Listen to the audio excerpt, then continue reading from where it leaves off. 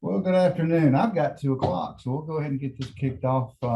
Just for y'all's knowledge, I have muted everybody just to keep from any accidental unmutes where we hear your conversation, whether you want us to or not. And if you have anything to ask during, just post it on the chat. If you do have follow-up questions or in-depth questions, there'll be an email address shared, and you can send that question to that email address, and it can be routed then. So we won't officially be taking questions during the slide. Also, this will be recorded, so we can post it on the web page for anybody who missed, that they can watch it at a later date if need be. And it'll be on our web page, and a link should be on the home screen itself to take you right there to it. With all that being said, let's get kicked off. Welcome to yet another declaration in the state of Mississippi. This number is 4626. The specifics are this is for the Hurricane Ida event that occurred during August 28th and through September 1st. Declaration date is October 22nd of 2021. And I want to say this many times, so I'm going to go ahead and start it now. Our Rpa deadline is November 21st. We have just over 2.5 weeks, just a little bit over 2.5 weeks to get this taken care of. And I'm pleading with y'all at this point that we get this done by the 21st deadline, if y'all do have interest in participating in this disaster. With that being said, we'll move into the kind of some specifics on this. We're still working on a little information through FEMA, requesting that we roll over the emergency declaration into the major declaration, just to help with the confusion and kind of streamline everything and get that one out of the way and bring the B into it. The only way that the state is going to agree to it is if we bring all the counties in, all counties outside of the declared 19 within the state of Mississippi in, and those that have, and only those that have applied.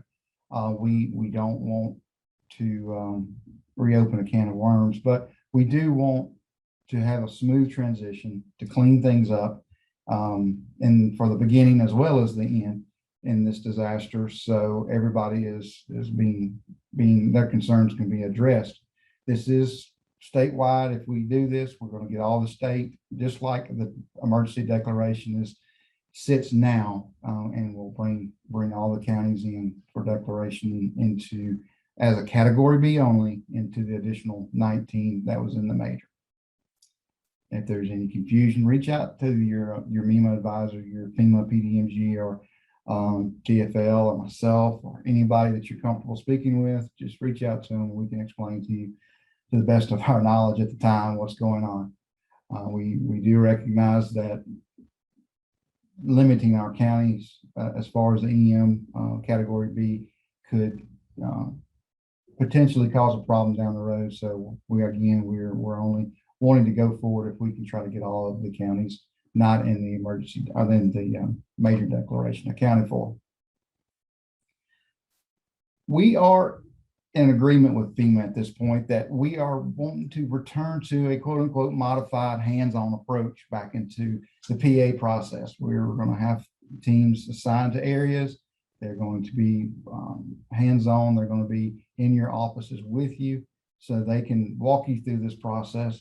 Some of you are well versed in it and know it as well as anybody else. And some of this is something you haven't dealt with, or maybe in a long time, or maybe just the first time. So we're turning back to a hands-on process. If you, after a few meetings gets under your belt and you feel comfortable with it, you can also request that you can do it virtually if your time is pressing and you're having a hard time scheduling in-person meetings. MEMA and FEMA will discuss it, and we'll see if we can make that happen, just to go back to a virtual presence if you're on your way. But we want to try to get as much face-to-face time, especially in the beginning. I think that'll take care of a lot of heartaches at the end that we're seeing with previous disasters. Now, something else we're dealing with in this one, and what to make everybody aware of it, is the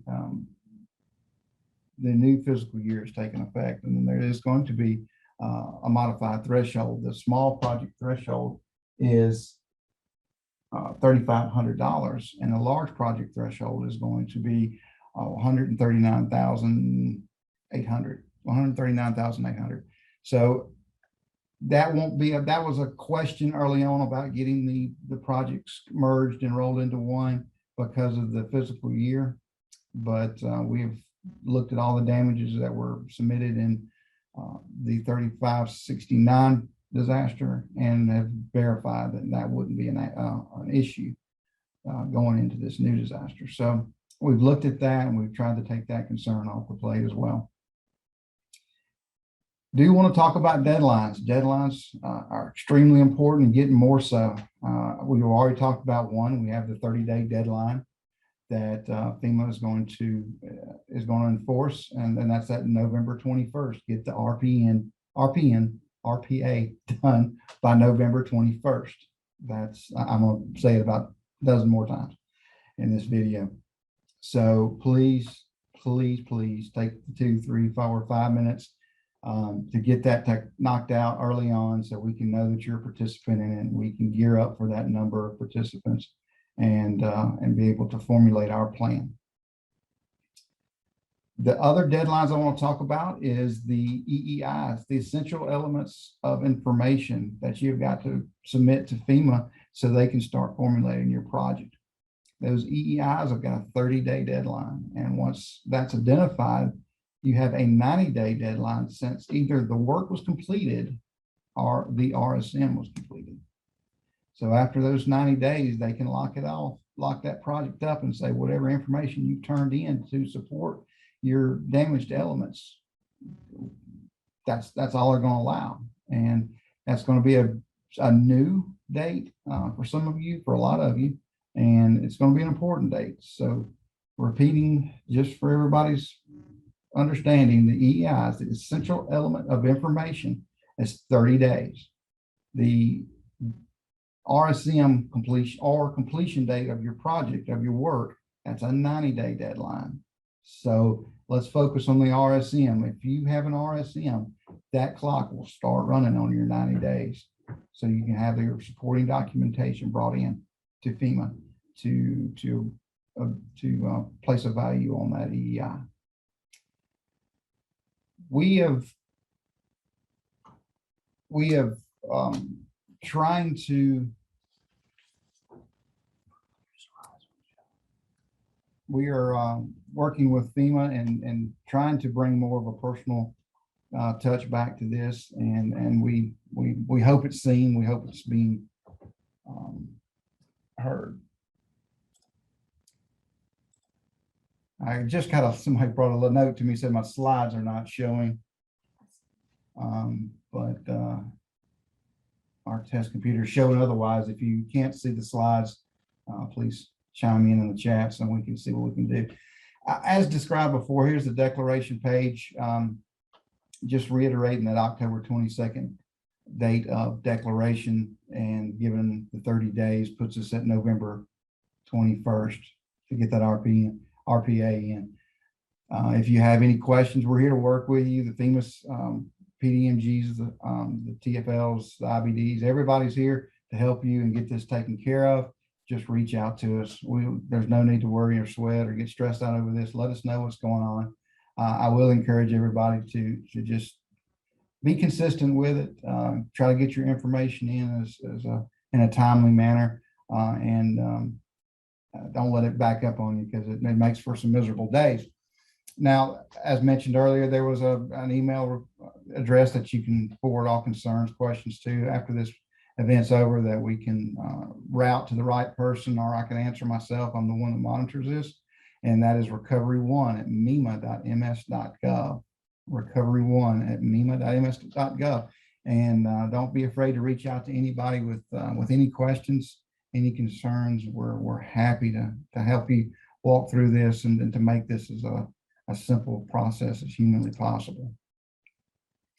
And just a quick overview before we start the video of the applicant briefing information.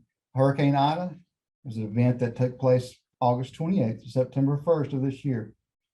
Declaration date again was October the 22nd, and that RPA deadline, November 21st. I think I got about a half a dozen more times to say that before I keep my promise. Declared counties, Amite, Claiborne, Covington, Franklin, George, Hancock, Harrison, Jackson, Jefferson, Davis, Lawrence, Lincoln, Pearl River, Pike, Simpson, Walthall, Wayne, and Wilkinson County. That's the 19 that are identified currently in the major declaration 4626. However, as mentioned before, we are working with FEMA to try to roll over the emergency declaration 3569 into this project, so we can it'll be a little bit easier to track on for us, for you as an applicant, as well as FEMA as an administrator. So with that, we are going to switch over to the video, start that for you, and I'll be back as soon as it's over. Thanks. We're going to briefly talk about what the definition of public assistance is, who can be an applicant, what a facility is, the work involved, and the cost involved to repair your damages from this event. Public assistance is a supplemental financial assistance to the state and local governments and certain private nonprofit organizations for response and recovery activities required as a result of a federally declared disaster. And the funding cost at a federal share of no less than 75% of eligible costs. So if you're a county or a city, your cost share is going to be 75% from the federal side and 25% split with the state. So it'd be 12.5% for you, the applicant, and 12.5% for the state. And what we'd like to do is, when you have completed your projects, we 100%, we do a final inspection on your smalls and your larges, and then we fund that 12.5% back to you for completing those projects in a timely manner. If you are a private nonprofit, such as an Electric Power Association, you only receive 75%. There is no cost share with the state.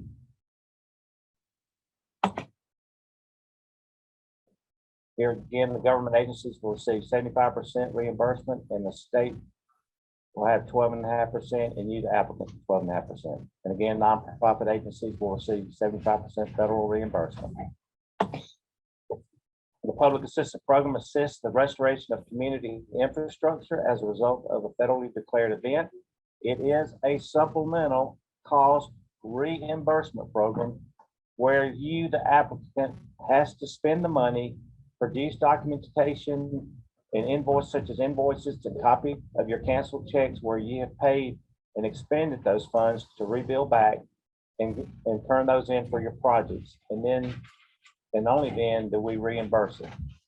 However, we do help you if you have some issues. We're here to help the state. You are a part of our communities, and we want to help you all we can do within the bounds of the program.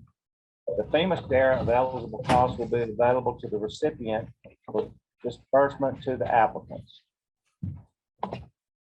Public assistance is not assistance to local populations for damages to private homes, commercial property, or local businesses. Public assistance is only for the county, the cities, private nonprofits. Private homes will fall under individual assistance, with that, which is under another part of MEMA. It's not here at public assistance. There's a partnership between the federal, the state, and the applicant in order to manage these grants. FEMA manages the programs and provides technical assistance and approves the grants. And the state, which is the recipient, we educate our applicants and work with FEMA to manage the program, implements and monitors the grants awarded, and we pay you the funds until you close out as an applicant. And you, as a subrecipient, you identify damages and you provide the documentation and help manage these funds to close out as well. This is the eligibility pyramid. You have cost, work, facility, and applicant. We'll begin at the bottom. In order to be an eligible applicant, you must be in a federally declared county. You must be, either a city or a county or a private nonprofit. On the facility that you have damaged, you must be responsible for that facility, such as your county roads. The work has to be eligible. It has to be part of the category A through G categories as part of this grant program. And then the cost has to be a reasonable cost based on historical and professional engineered costs in order to prepare that cost back to pre-disaster conditions. Again, eligible applicants are the state itself can be an applicant, declared counties, cities and towns and villages within the declared counties, other political subdivisions of the state, Native American tribes, and certain private nonprofit organizations. Be eligible, a private nonprofit applicant, the private nonprofit must show that he has a current ruling letter from the IRS granting tax exemption under 501 C, D, or E, or the Internal Revenue Code of 1954, or documentation from the Mississippi State Secretary's Office substantiating it as a non-revenue producing nonprofit entity doing business under the state law. Two categories of private nonprofit for critical services, such as your fire departments, medical, ambulance services, your power and water and sewer utilities, communication systems, and educational facilities. And they're both eligible for emergency work as well as permanent work. Non-critical essential services are things such as museums, community centers, libraries, houses of worship, and senior citizens centers. Non-critical essential private nonprofits must first apply to a small business administration, otherwise known as SBA, for a disaster loan for permanent repair work before applying to FEMA. So if you are a house of worship or any other private nonprofit, that's a non-critical essential service, you must apply for a small business loan. And if you get denied, FEMA is going to want a copy of your denial letter or email before they allow you to participate in this program. Facility eligibility. To be eligible, the facility must be damaged as a result of the declared event, located within the presidentially declared area. It must be the legal responsibility for an eligible applicant and not be under the authority of a federal agency. All right, I've been doing this for 13 years, and we still have some applicants that want to declare damages that were not a result of the declared event. Also, you must be within the presidentially declared area. If you're a county that was not declared, then you're not eligible. Also, you must have the legal responsibility.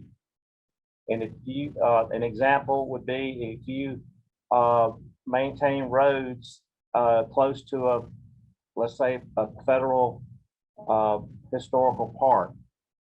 If the Park Service has a legal responsibility, but for some reason down the years, the city took that responsibility to maintain that. If you don't have any legal binding agreement with the Park Service, then that legal responsibility rests with the federal legal or federal Park Service and not the city. Also, there's a lot of federal highways that run through our county systems. So if your street that runs through the town is part of a federal highway main collector, then that falls under the authority of the federal highway system and is not considered a county road. And we have maps, and Mdot has provided us with their maps for every county, and FEMA utilizes that as well to make sure that those roads, when you're trying to claim damages to those roads, do not fall under an FHWA. Types of work by category.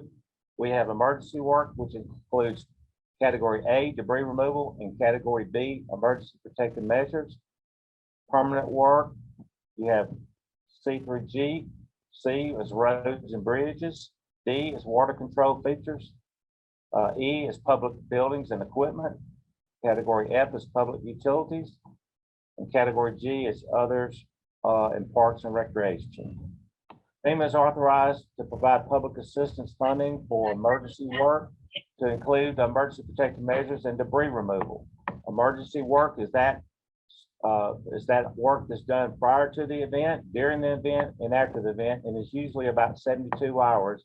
But it's work that you did on your in your community to save lives, protect the public health and safety, protect improved property, and eliminate or lessen the immediate threat of additional damages. Debris removal is eligible when it eliminates an immediate threat to life, health, and safety. It eliminates an immediate threat of significant damage to improved property, and it ensures economic recovery of the community and provides a benefit for the community at large. Some of the dues on category A is you must contact MDEQ for staging sites. It has to be an approved site for the health and safety of the community. For example, we had one town in a past disaster that had staged a site in the town itself in an old, it was an abandoned building in the downtown area, and they were stacking debris up against that business that was, it was no longer a business there, but it was a building that was, you know, like attached to other buildings in the city. And if that debris pile for some reason were to catch on fire, it would have burned the whole city block down. So you must get with DEQ and get permitted for your staging sites. You must remember truck certifications. These trucks must be certified, and it's just a decal that they put on the truck that certifies that truck as a, for example, 20 cubic yard truck. And that must be done. You must have debris monitors. You can contract this out, or you, the applicant, can use your own force account labor. You can hire someone to remove the debris, and you can act as your own monitoring service for that project. But you must have a monitoring service. Activate your pre-positioned contractor and bid out debris work beyond 30 days from the storm. A lot of counties after Katrina have pre-positioned contractors. You can utilize that in case in this event. However, at the end of 30 days, FEMA wants you to rebid that project out. All right, you don't stage your debris wherever you want, and you don't place debris in unpermitted sites. Debris must be hauled to a permanent resting place in a permitted landfill. And there's several types of debris. You got hazardous waste, you got household goods. You know, for example, in a tornado, this mixed in with vegetative debris. Some landfills take it all, some want it pulled apart, so they only take household goods at certain permitted sites, as well as hazardous materials, and then vegetative debris are taken at most sites. You do not continue your pre-position contract beyond 30 days. And you do not forget that you need the debris monitoring service, whether it's a contracted service or you utilizing your force account labor to manage this project. Category B, emergency protective measures. Emergency protective measures are actions taken by you, the applicant, before, during, and after a disaster to help save lives, protect public health and safety, and prevent damage to improved property. This includes your search and rescue and fire and flood fighting, security such as barricades and fencing, and the utilization of law enforcement at certain road intersections to protect people to not go down the roads that are flooded or have been damaged or fallen debris, and the push of debris, not disposal of the debris, but push and shove debris off of your roadways to open it up for emergency vehicles. If you were to come back and pick up that debris to move it to a permitted landfill, that would fall under category A. Eligible permanent work, category C through G, you must repair, restore, or replace disaster damaged facilities in accordance with regulations, and must restore to pre-disaster design, capacity, and function in accordance with applicable codes and standards. And it must be required as a result of the disaster, and may include cost-effective hazard mitigation measures. All right, we have some categories of C right here: roads, which includes your road surface, your base materials, as well as the shoulders and ditches alongside those roads. When you have bridge repairs, you're talking about the decking, abutments, wing walls, and approaches to the bridge, and drainage structures such as culverts and cross drains. These are the Mdot map that I was telling you about earlier, where many roads are federal aid roads throughout the counties, and they come color coded, and you can go down on go to the Mdot's website and look at this to see which ones would be eligible. And they're color coded here. You have a minor arterial, major collector, minor collector, and the interstate, of course, is going to be a federal highway. So this lets you know, so you can let your PDMG with FEMA know which roads are eligible. Category D is your pumping and drainage and irrigation systems, like the levee for the Ross Barnett Reservoir would be one to fall under Category D. You have sewage lagoons that would fall under Category D. Category E is buildings and equipment. That includes your buildings, your contents. There's a 50% rule where FEMA, if they determine that the building that's heavily damaged, if you can repair it, if it's less than 50% damage, then you can repair it. And if it's over 50%, then they will rule it over 50%, where you can demo the whole building to rebuild a new building. You have to meet current codes and standards. Equipment is part of your Category E, as well as your buildings and supplies. And make sure that you remember that anything that's covered by insurance, the insurance is deductible, and the salvage value is deductible off that project as well. So we will need a copy of your current insurance that was in place prior to the disaster. You can upload that into the portal, and FEMA will look at that. And they have insurance specialists that look at this, and they will write the project based on anticipated insurance amount. However, if once you receive your insurance check from your insurance for your damages, we would like for you to upload copies of those as well, because we have found in past disasters where some insurance companies have shortchanged you as the applicant. Some have even have been generous to you and given you more than what your insurance policy calls for. So be mindful of that.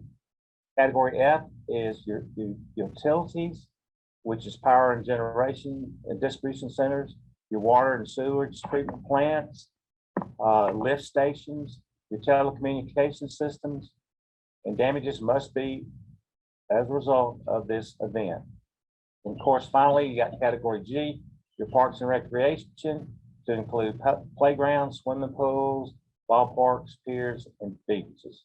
Of course, all of these have to be the responsibility of you, the applicant, such as a city or town, or if you're a college, you have to have responsibility for these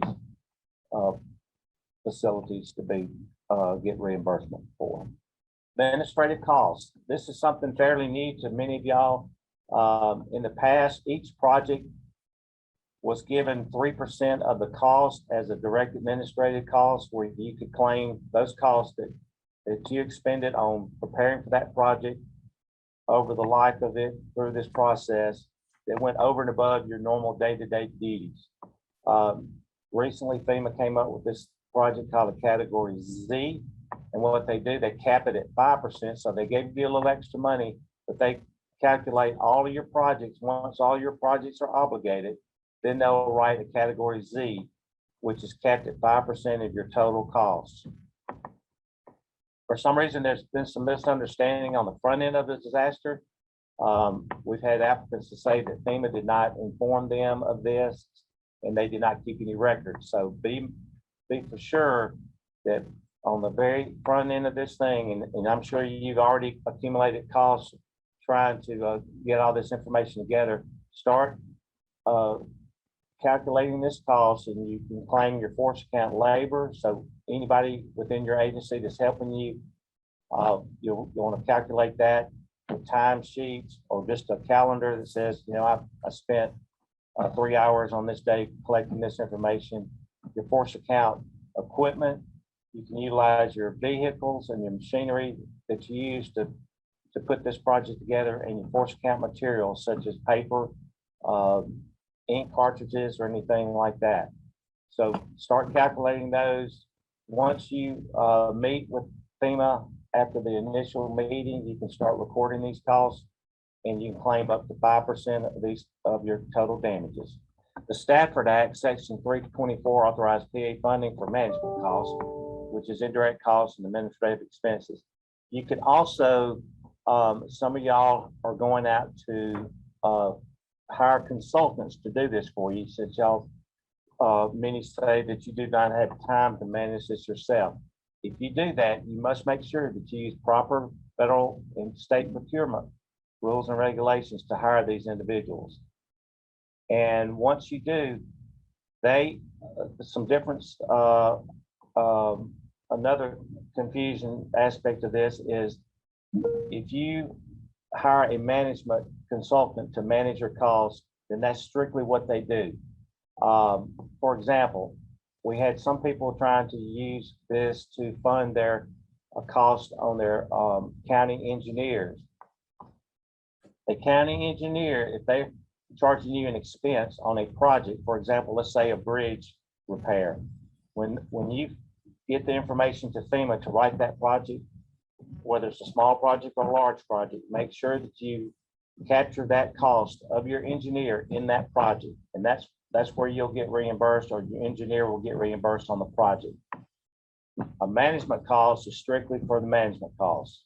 You don't commingle the two expenses, so just be mindful of that. Of course, you got preliminary damage assessments, your meetings regarding PA program. You've got site inspections where you go out in the county with FEMA, so you get to record your vehicle log time for that. Organizing damage sites into logical groups and any correspondence. And funding is based on actual costs up to 5%. You can get 100% of those monies back to you. Be eligible for reimbursement costs must be reasonable and necessary to accomplish eligible work.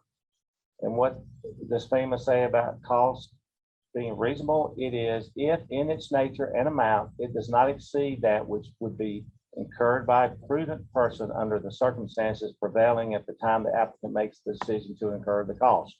So if something got damaged and you as the applicant think that, well, this is a good time that we can upgrade to something that's gold plated that we've been wanting for the county or the city for a long time, that is not a prudent cost, and you have to make sure that you're rebuilding the project back to pre-disaster condition.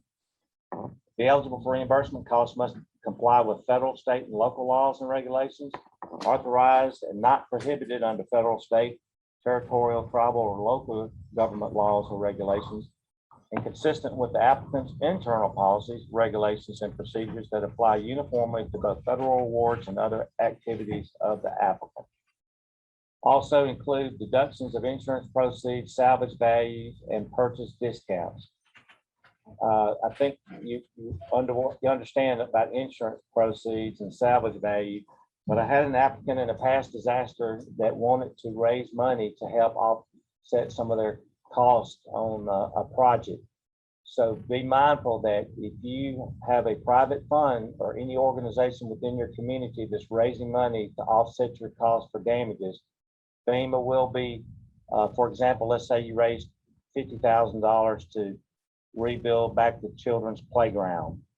FEMA will use that $50,000 and deduct it off of that and utilize it just like insurance or salvage value from your total project costs before they finalize your cost for that project. Force account labor.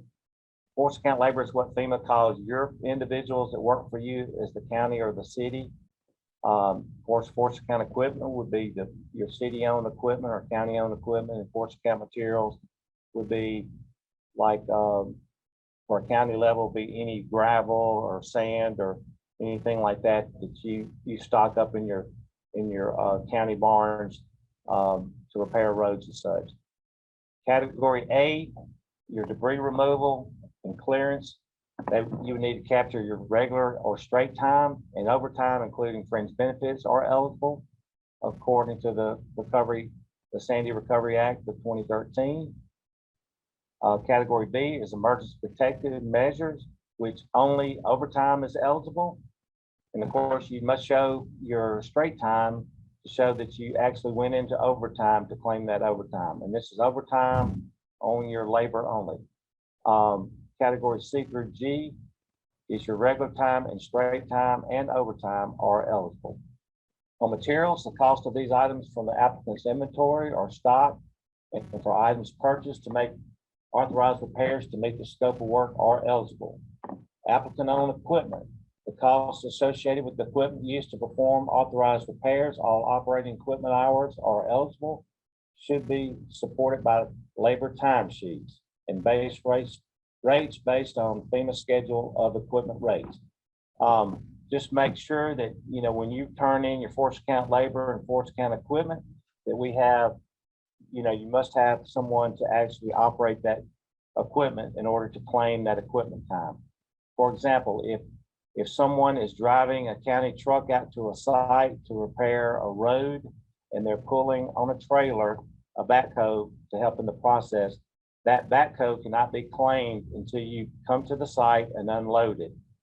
You can claim the travel of the truck, your county vehicle, and that trailer. You can claim it going to the site and coming back from the site.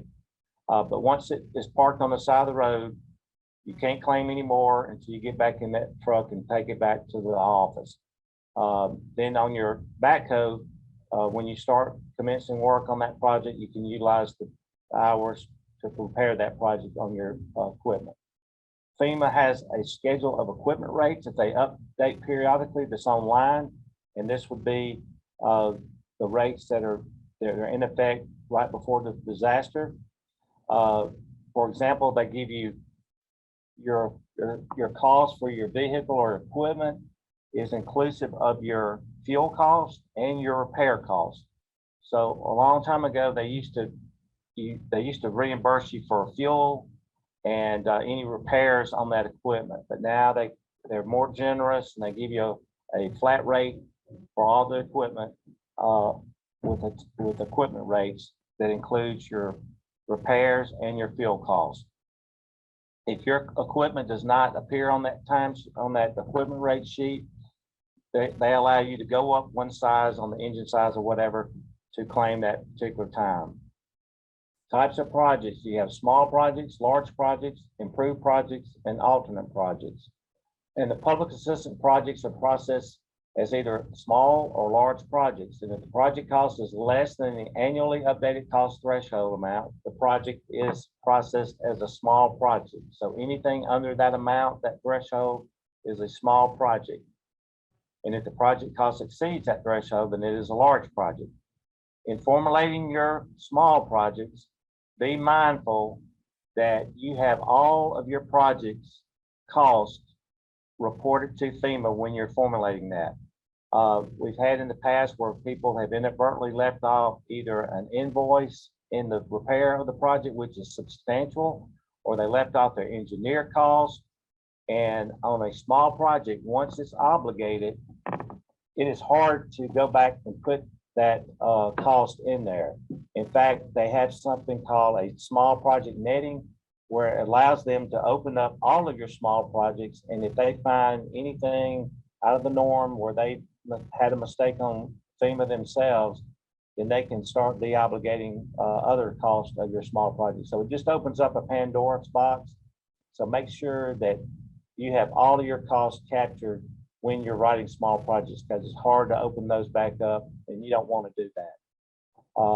Of course, on large projects, you know, they pay on actual costs. So anything over that, when you report everything, it's easier to adjust that in an amendment at the closeout process. Small projects, the funding is based on work completed if available or initial cost estimate. On your small projects, FEMA on this process the last couple of years has something called an app cert, whereas if they go out there and they write a project where you are 100% complete on that project, it'll say you replaced a culvert, the culvert's in place, the roadway's repaired, they will write that project on your calls, and they will call it an AppCert. So that project is 100% complete, and we can go ahead and fund that project as quickly as possible. Your federal cost share is paid upon project approval, and when the cost of work is less than $3,320, that work is not eligible because that's too small for that. That's the threshold for to write a project, period. Your large projects initially approved based on estimated cost. Funding is based on documented actual cost, and federal cost share is paid as work is accomplished. Improved projects. Applicants performing restoration work on the damaged facility may use this opportunity to make improvements to the facility while restoring the facility to its pre-disaster function. And the improvements must be approved by the state prior to construction. It may require a FEMA environmental and historical assessment. The applicant is responsible for the cost of the improvements. Federal funding is limited to the cost of restoration. For example, in this example here, the before picture, this is it looks like a building, a school building that was built probably in the 50s. As you know, buildings are get built that time period are probably all small rooms and so forth. And let's say the applicant wanted to rebuild back.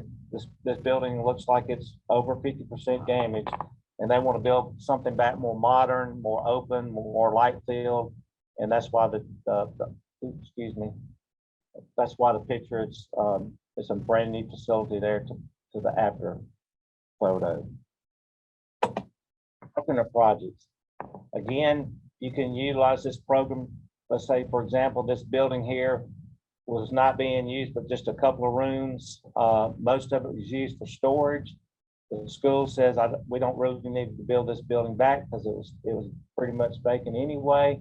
So we would like to take the monies that we could get from building it back because we really need new buses. So you can use that as an alternate project. Again, it must be approved by FEMA prior to construction, and a request for the alternate project must be made within 12 months of the recovering scoping meeting, or your RSM. Alternate project may require an environmental assessment. Federal funding is limited to 90% of the federal share of the original project estimate or actual alternate project costs, whichever is less, for state and local governments, or 75% for private nonprofit applicants utilizing the traditional alternate project program. In other words, this project is capped. You're not going to get any additional funding because you chose the improved or your alternate project amount. So the project, once you've supplied all the cost estimates and it is approved by FEMA, then that project is capped. Project period of performance. Time limits for project completion begin on the disaster declaration date. Emergency work must be completed within 6 months, and permanent work must be completed within 18 months. If you are not able to meet these deadlines, the state can grant you an additional 6 months on emergency work. After that, we have to go to FEMA, and on permanent work, the state can grant you up to 4 years after the declaration date. However, we want you to complete these projects in a timely manner. So we don't want to wait 4 years to complete something, but the state can grant you up to 4 years. After that, we have to ask FEMA. The recipient can grant time with the state can grant time extension for extenuating circumstances. Those include extensions are emergency work up to additional 6 months, permanent work up to the additional 30 months. The regional administrator may increase these time extensions on a case-by-case basis. Note, if the deadline for any project has been reached without an approved time extension, no cost past the deadline date will be eligible for funding. So if you're coming up and you know that you're not going to meet your deadline, please request. There are ways to request through grants portal. However, this system has a glitch in it that for some reason is not notifying the state or FEMA. So we ask you for this disaster until that problem is resolved to just write us a time extension request on your letterhead and email it to your FEMA project officer, and the state can handle it from there and grant your time extension. So make sure that you request one before the time actually expires. Special considerations are issues other than program eligibility that could affect the scope of work and funding of a project. These include insurance, hazard mitigation, environmental protection, floodplain management, historical preservation, and cultural resources. Insurance, actual or anticipated insurance proceeds will be deducted from the eligible cost, the project costs for facilities that are insured. All applicants are required to obtain and maintain insurance coverage on all insurable facilities as a condition of public assistance funding. So if you're required to maintain insurance on a building and 2 years later you decide we just don't have the funds to afford this insurance, so we're going to let it lapse, in the future, if that building becomes damaged and you make another claim on it, FEMA has records that you asked for reimbursement on that in the past. They can deny that they will expend fundings for that particular building because you let the insurance lapse. They're wanting the insurance, everyone to insure their facilities to make sure they won't have to pay it twice. For flood damaged facilities located within a special flood hazard area that are not covered by flood insurance, federal assistance will be reduced by the maximum flood insurance proceeds that will have been payable had the facility been insured. We found this to be the case during the 2011 Mississippi River historic flooding. FEMA did this on several projects where they did not have flood insurance, and FEMA implemented the flood insurance as if they did and made the appropriate reductions. 406 hazard mitigation. This is funding that's available. They put the money from disasters into a pot, and you can utilize that to make hazard mitigation, implement hazard mitigations in your county, such as you need to go up a larger culvert size or build concrete wing walls. The pre-disaster is there's no wing walls, and then after 406 mitigation, you reinforce that facility with wing walls and riprap. EHP compliance. This is a big thing that we need to be aware of. All FEMA funded projects must comply with a variety of environmental and historic preservation laws, regulations, and executive orders. It just seems like it's a whole lot, and it is a whole lot, but we're here, we know the drill, and we try to keep you on the straight and narrow when it comes to this. So just be mindful of this. And if you have any issues or questions on this, please discuss it with your project officer. EHP review is done prior to funding to ensure compliance is applicable with the federal laws. Your EHP review is a collaboration between FEMA, the state, and you as the applicant or tribe and local organizations. Construction of new facilities, alternate projects, modification, expansion, or mitigation of existing facilities may require more extensive EHP review. Environmental protection, to ensure that all practical means are used to protect, restore, and enhance the environment. FEMA requires projects that must comply with all applicable laws and regulations, including NEPA, National Environmental Policy Act, the Magnuson-Stevens Act, Endangered Species Act, Clean Water Act is a big one, Clean Air Act is a big one, and 44 CFR Parts 9 and 10. Just be mindful that you must get a permit from the state if you're going to burn. Just be mindful that there are limitations on burning debris, and they usually don't allow that unless it's a catastrophic area where there's lots of debris and they can't manage it properly. Floodplain and wetland management. Many of your projects may fall within a floodplain or a wetland area. So they're going to want to make sure that we abide by these executive orders, such as the Floodplain Management Protection of Wetlands or the Clean Water Act. Historic preservation and cultural resources. You have a old building in your town that you know it has historical significance, bring that to the attention of your MEMA and your FEMA project officer when formulating these projects. FEMA, the state, and the applicant work together to identify and address these historic preservation issues before approval of funding for a public assistance project. And it will require consultation with the State Historical Preservation Office, otherwise known as SHPO, any tribes, preservation office, officer, and advisory council on historic preservation, such as your Indian mounds or any of your national state parks. Record keeping. Make sure that you're documenting your cost well and that you maintain these documentations for 3 years after applicant closeout. You're keeping all the records for your small projects, and you must document your large project. And when you turn those in, we send a final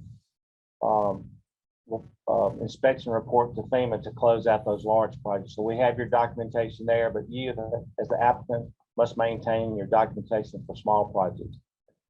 Force account labor is part of your documentation, force account equipment, force account material.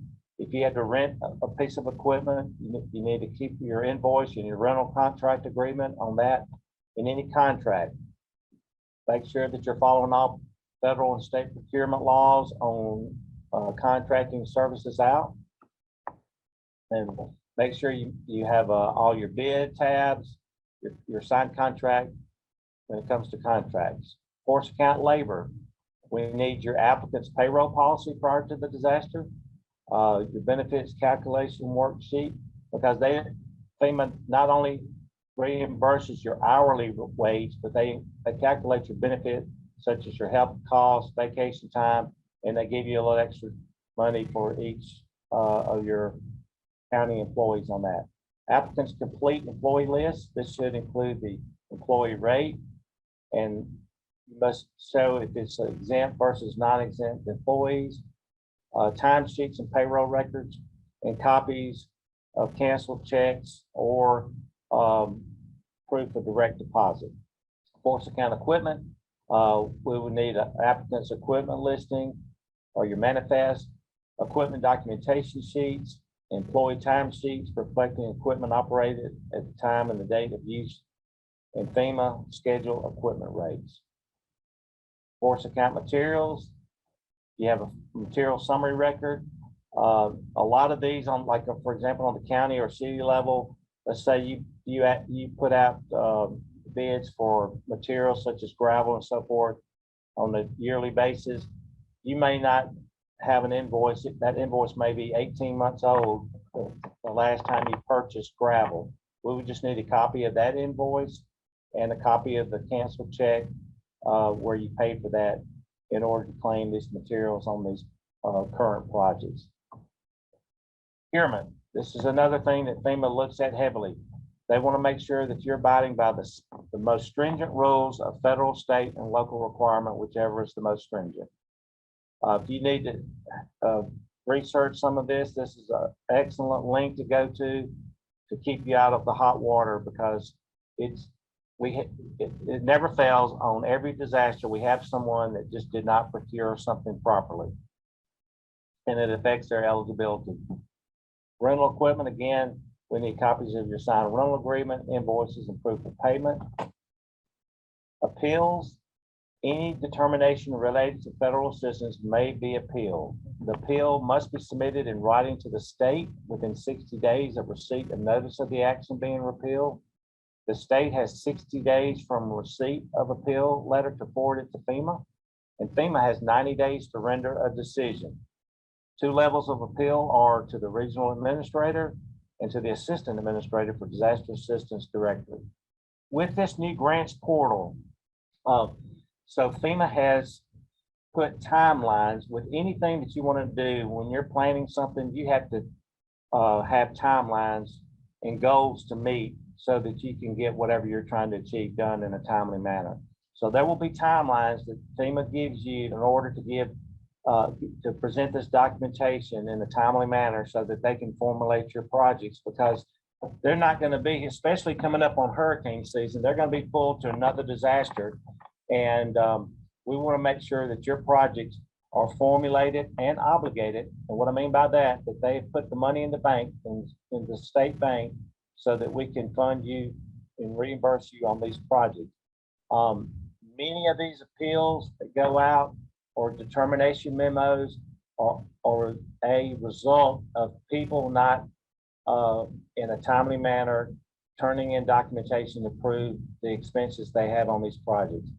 And it's taxing for you as the applicant. It's frustrating for you because we can't get you any money if we don't have a project.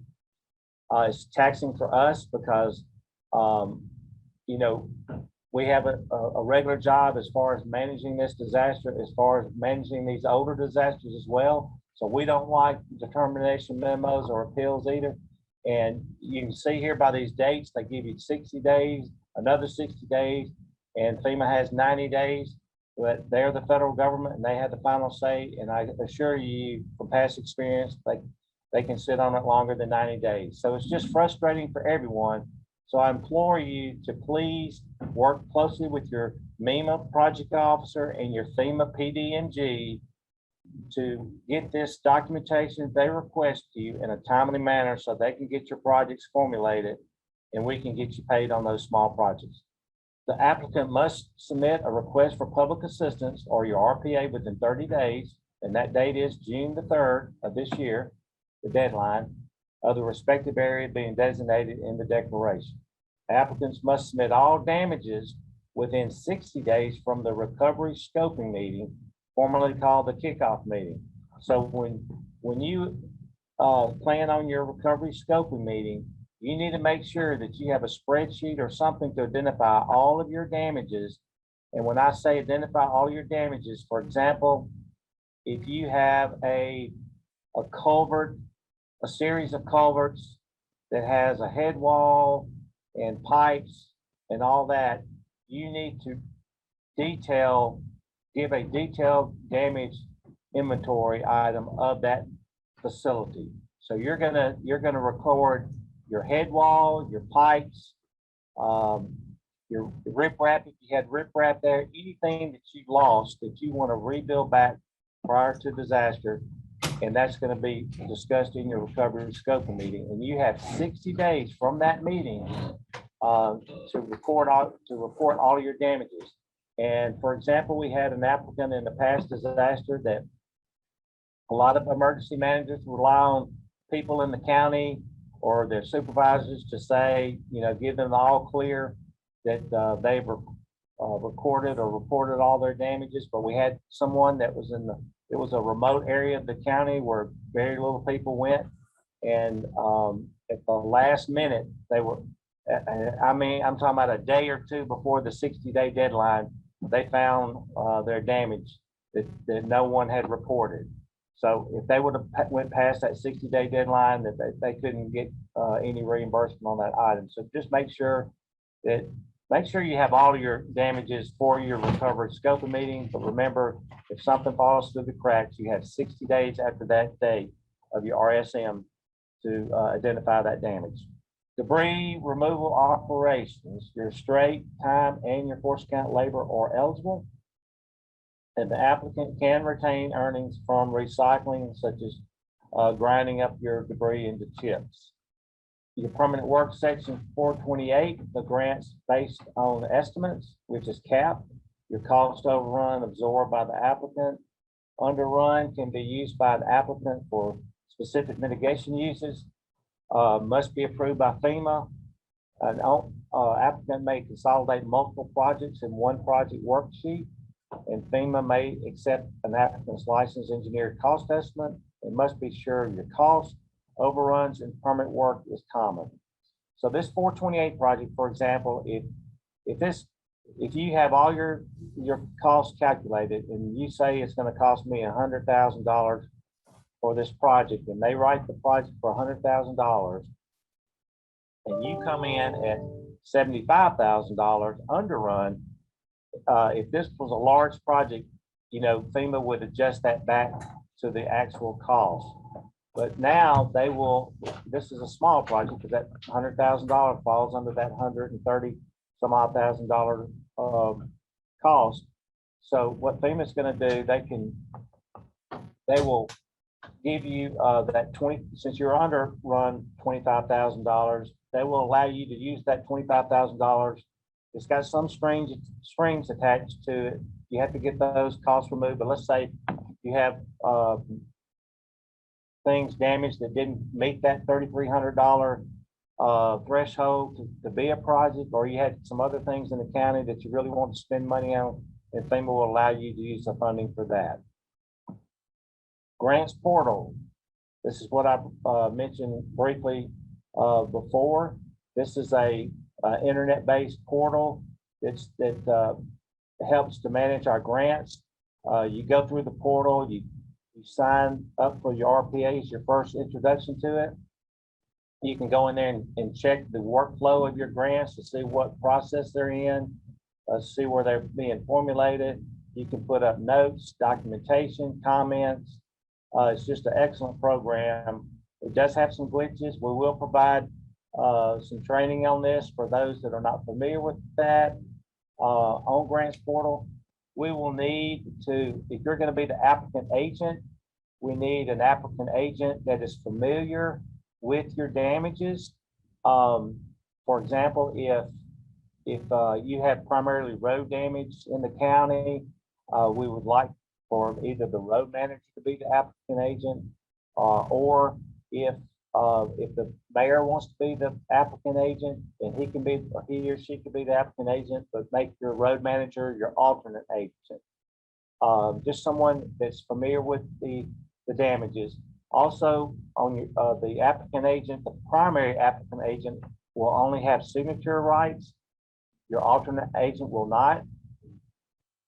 If you have hired a consultant that is not an employee of your entity, you would need to make them your alternate agent, and your primary signature authority agent needs to be someone that actually works for your town or city or county that has a signatory authority. Talked about submitting your RPA through the grants portal prior to, this is the first thing you need to do when you get off the call today, to make sure that you have access to grants portal so that we can put you in there if you do not have that. If you've participated in this process in the past, you still should be in there. Some of your information will need to be uploaded, such as your current insurance policy that was in effect prior to this event. So get with us, or get with your project officer from MEMA to help you assist you with this. And this just shows you how you can go, the screenshot that goes to request for public assistance. If you do not have an account in Grants Portal, please send us an email so we can get you. We need this information: your name, your tax ID. Your DUNS number is Duns and Bradstreet. If you're not familiar with that, Google that and call that 800 number and get your DUNS number. And then we need a point of contact, name and position and phone number, and an email address of someone that's going to be your primary agent that has signature authority. And we'd like for someone to be the alternate that we can discuss the problems or issues with you when the primary is not available. Once your RPA is approved, you will be contacted by your FEMA Program Delivery Manager, or PDMG, or from your MEMA or FEMA, or either from MEMA or FEMA, to initiate several meetings. A lot of these meetings will be generated through an invitation through the grants portal. They'll send you emails, or you'll have bells that will be lit up into the program to notify you, or notifications that you have upcoming appointments with FEMA, with your PDMGs, to discuss formulating your projects. Phase one is the operational planning. You have FEMA assigns the program delivery manager. We have a JFO that will be established here at MEMA in Pearl. JFO stands for Joint Field Office. That will be the FEMA and MEMA people together for this project, for this disaster. Your PDMG completes the exploratory call. They're going to call you to the applicant, and they're introducing themselves, and they're going to briefly discuss with you about your damages.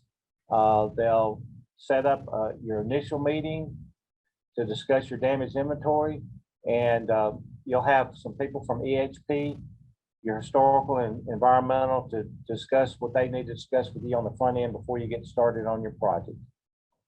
And then your PDMG conducts a recovery scoping meeting, and that's where you will have all your damages identified so that you can discuss those intelligently on this meeting. And don't forget, you have 60 days past this meeting to report any damages that have fallen through the cracks.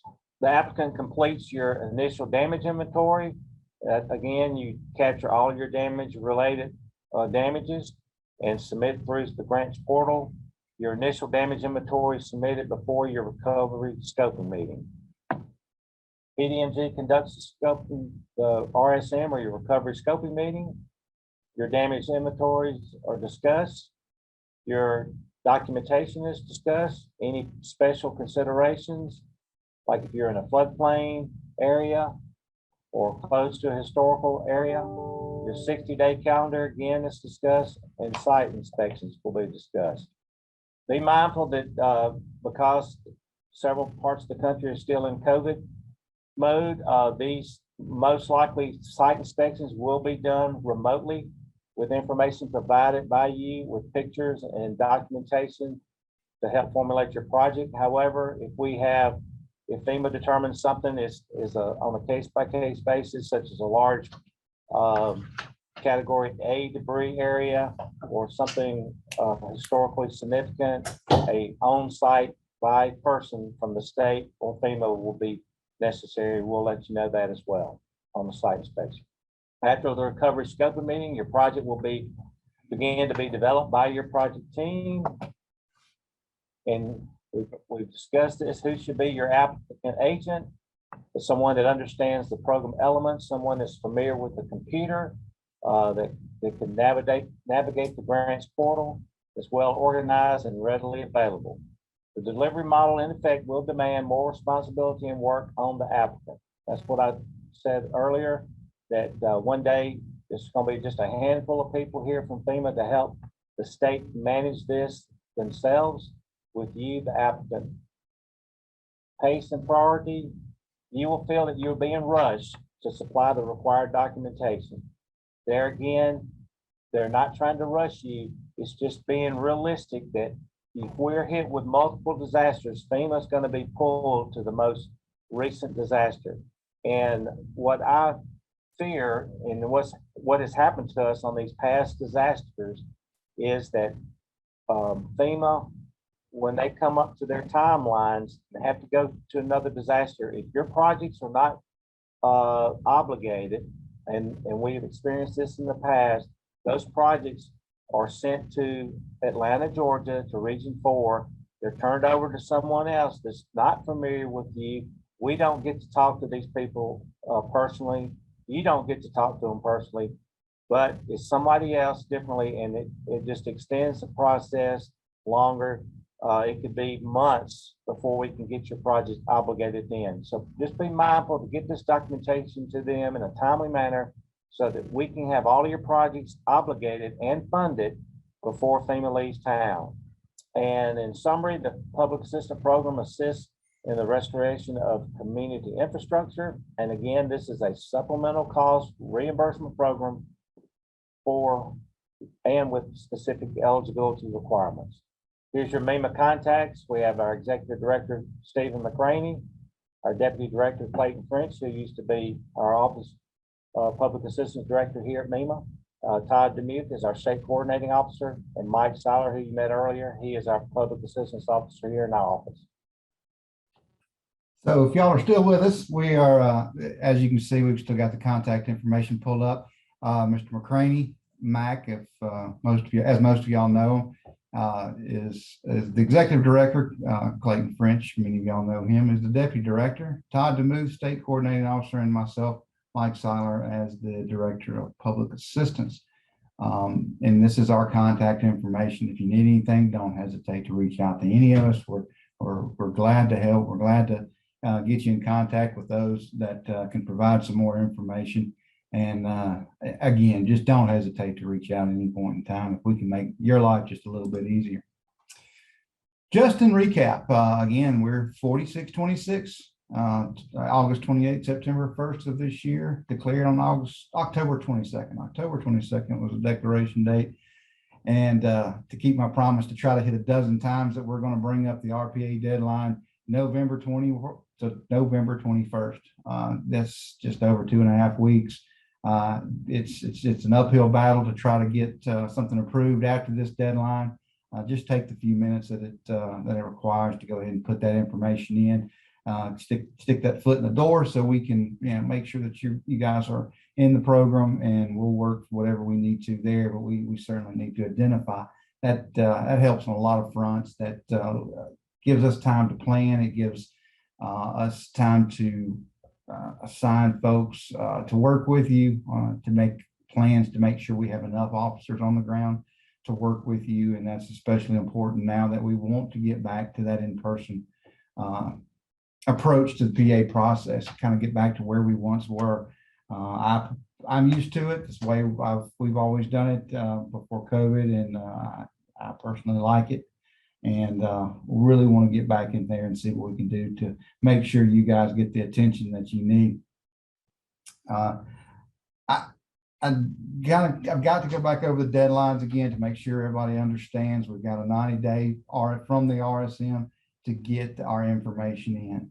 We need to, we don't need to let that slip through our hands. We need to make sure all those costs are documented as we possibly can, so we can go forward, present everything we've got to FEMA, get those projects written as accurately as humanly possible, so we can get the funding out to you as quickly as humanly possible. That's been a goal since I came back, and to try to get the money out as quick as we can, try to alleviate the stress that you have on the local or state level. And we're really making leaps. Hope it seems that way. We are making leaps in that direction to get the funding out there. We mentioned contractors earlier. Contractors, I was a contractor between my previous time at MEMA and me coming back. I think it's a great tool. It's a great resource to have, especially if you're already a taxed agency. As far as your time, it is extremely beneficial for you to have it. We have no problems working with contractors upon the applicant's approval. We do require that the signator, the primary authorized applicant, is an employee of that agency, so that they have some vested interest into the agency, and has the support of the agency as a whole to make decisions on its behalf. The contractors can be an alternate. They do not have signature rights. We do suggest that you, as the representative, the authorized representative of the agency, the primary authorized agent, monitor your contractors, make sure that you're getting what you are expecting out of them. We do expect everybody to be professional in this process. We want to just have a great working relationship, open communication with everybody, and we certainly don't want to see anyone that's going to be unprofessional in any of this. I'll leave you with this. I understand everybody is taxed. Everybody feels like they are. They've got plenty of things going on in their life that this is just another thing to throw on top of them. But and I get it. Since I've been back for the last 15 months, I was looking at the declarations, and we've had 6 in the state of Mississippi in the last 15 months. That includes our emergency declarations as well as our major declarations. So we certainly understand the stress and pressure, because we're an applicant as well. We put in project worksheets for the state, for MEMA, and we understand the process and what you're going through, and just be consistent with it. Best advice I can give you is not to let it pile up on you. If it stay on top of it and push it through the system, it goes a lot smoother. Don't stress this. Stay in touch with us. Make sure we're aware of, I say we, MEMA, is aware of what's going on with the project, so we can help you and try to get ahead of any problems or any potential problems that come up. We want to be there for you. That's our goal. That's our job, and we certainly want to do that. With that, I'm gonna close it out. Again, reach out to any of us at any point in time. I appreciate your time and listening. If anybody misses it or wants to rewatch it again, it'll be up on our webpage. We'll We'll have that immediately this afternoon take care of, that you can go back and find, share it with anyone that you may have not see on the list of viewers. And we appreciate it again. And we look forward to being back out there with you. And again, if there's anything that we can do, just let us know. Thanks, y'all, and y'all have a great day.